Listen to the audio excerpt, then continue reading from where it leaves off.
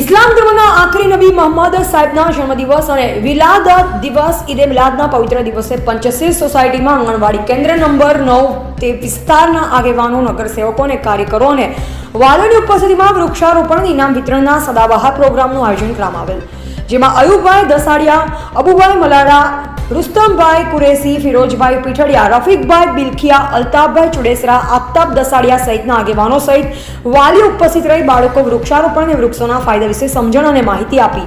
આ સમગ્ર પ્રોગ્રામનું આયોજન અને સંચાલન વર્કર નજમાબેન અને પ્રગતિબેન દ્વારા કરવામાં આવેલ. રિપોર્ટર ઇસ્માઇલભાઈ કે પઠાણ સાથે રહીમભાઈ હિગોર, મહુવા.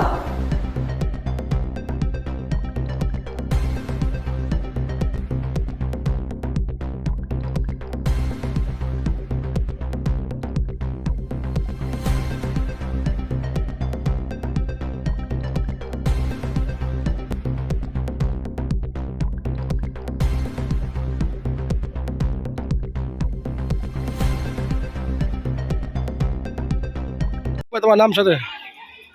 મારું નામ યુગભાઈ દસાડિયા છે.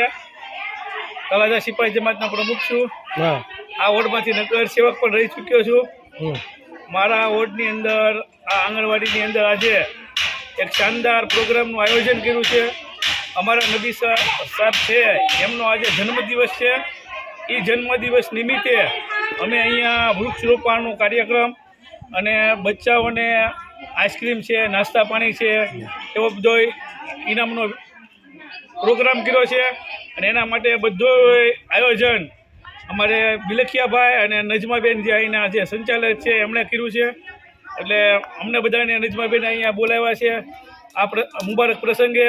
તો અમને પણ ખુશી થઈ છે કે અમારા નબી સાહેબના જન્મદિવસે અમારા ગામની અંદર કંઈક આવું થયું છે કે જે પર્યાવરણને લાભ થશે અને પર્યાવરણ હશે તો સારો વરસાદી ઓલામાં હશે અને એના માટે આપણા ગામને ફાયદો થશે, દેશને ફાયદો થશે.